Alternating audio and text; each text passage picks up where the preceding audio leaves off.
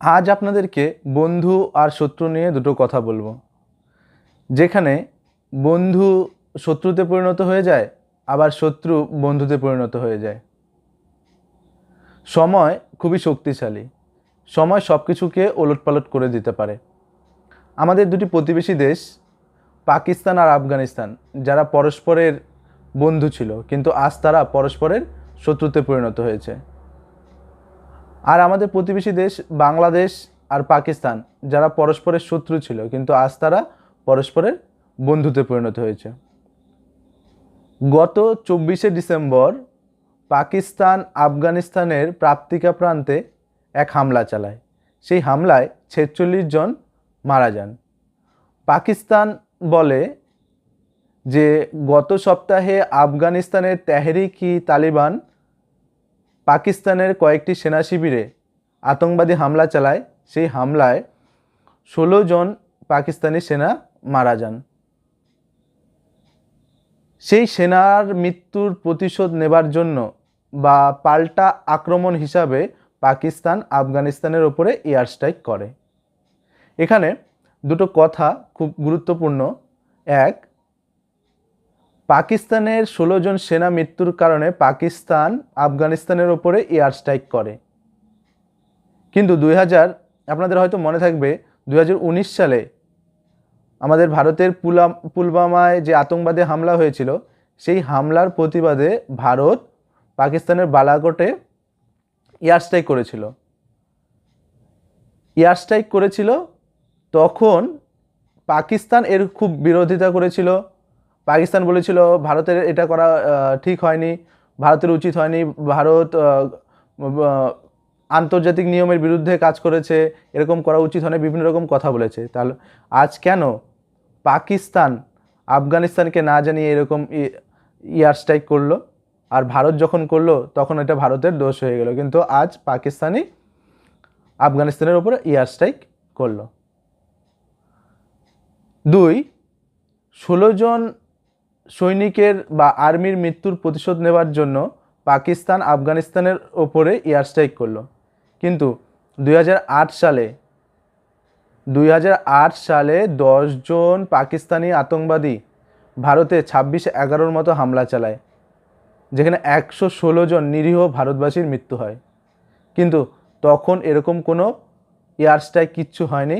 তৎকালীন ইউপিএ সরকার এর পাল্টা কোনো আক্রমণ চালায়নি বা এর বিরুদ্ধে কোনো কঠোর পদক্ষেপ গ্রহণ করেননি।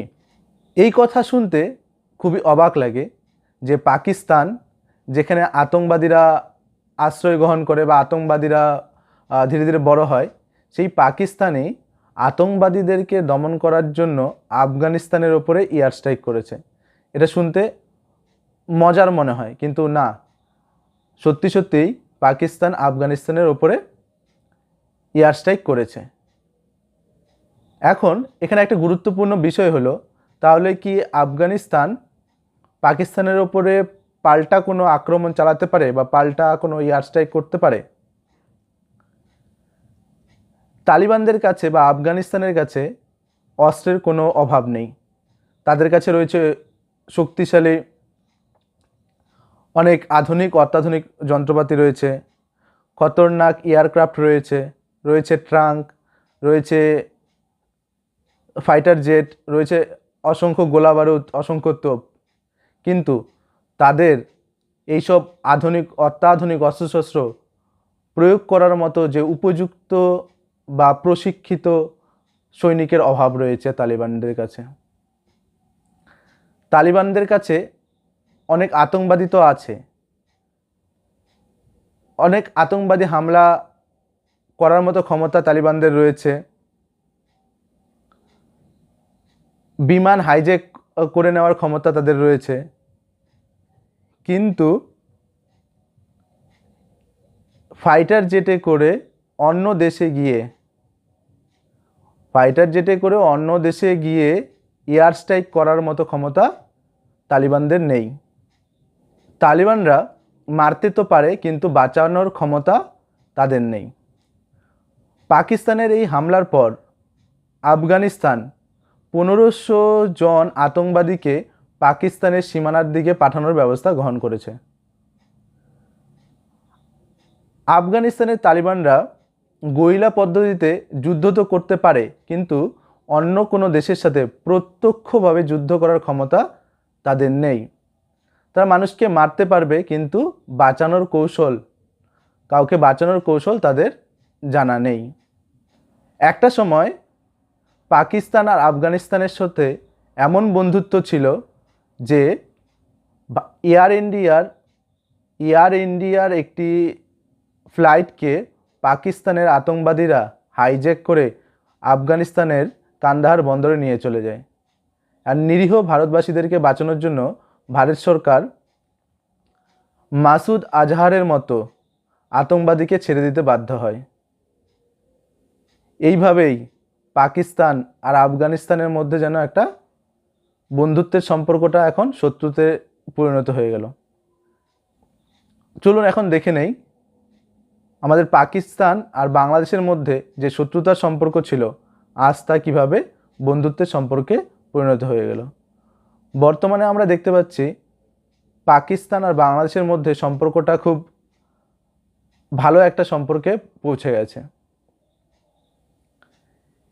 ৭১ সালে যে বাংলার মাটি থেকে ভারতীয় সেনারা পাকিস্তানিদেরকে দূর করে দিয়ে বাংলার মাটিকে স্বাধীন করেছিল, সেই বাংলার মাটিতেই আজ পাকিস্তানি সেনারা এসে বাংলার সেনাদেরকে প্রশিক্ষিত বা বাংলাদেশের সেনাদেরকে ট্রেনিং দেওয়ার ব্যবস্থা গ্রহণ করেছে। আগামী বছর ফেব্রুয়ারি মাসে বাংলাদেশি সেনাদেরকে প্রশিক্ষণ দেওয়ার জন্য বা ট্রেনিং দেওয়ার জন্য এই পাকিস্তান থেকে এক বিশেষ আর্মির দল বাংলাদেশে যাচ্ছে বাংলাদেশি সেনাদেরকে ট্রেনিং দেওয়ার জন্য। আবার সেই ফেব্রুয়ারি মাসে আবার পাকিস্তানে একটা যুদ্ধাভ্যাস রয়েছে, সেই যুদ্ধাভ্যাসেও বাংলাদেশের সেনারা সেই যুদ্ধাভ্যাসে অংশগ্রহণ করতে যাবে। যেই যুদ্ধাভ্যাস প্রতি 2 বছর অন্তর অন্তর আয়োজিত হতো। গত 15 বছর ধরে সেই যুদ্ধাভ্যাসে বাংলাদেশরা অংশগ্রহণ করেনি। দীর্ঘ 15 বছর পর আবার সেই যুদ্ধাভ্যাসে বাংলাদেশিরা অংশগ্রহণ করছে। শেখ হাসিনা যখন ক্ষমতায় ছিল, শেখ হাসিনা সেই যুদ্ধাভ্যাসে অংশগ্রহণ করা থেকে বাংলাদেশকে বিরত রেখেছিল। আর শেখ হাসিনা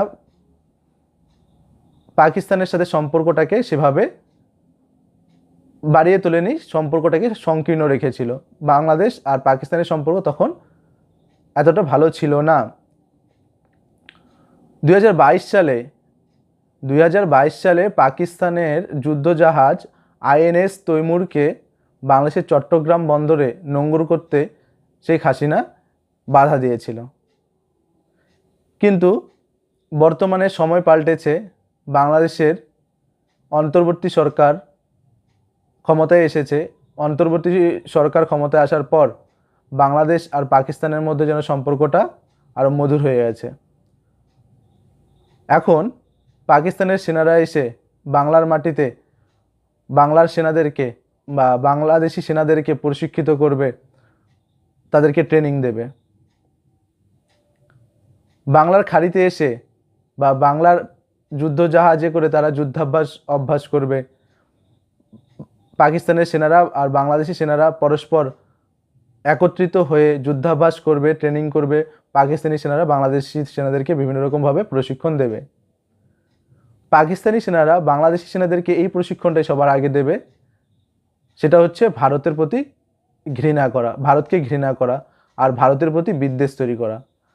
ভারতকে নিয়ে বাংলাদেশি সেনাদের মধ্যে আরও বিষ ঢেলে দেওয়া, যাতে বাংলাদেশি সেনারা ভারতকে সহ্যই করতে না পারে। এরকম কাজ এই পাকিস্তানের সেনারা বাংলাদেশের সেনাদেরকে সেইভাবেই গড়ে তুলবে।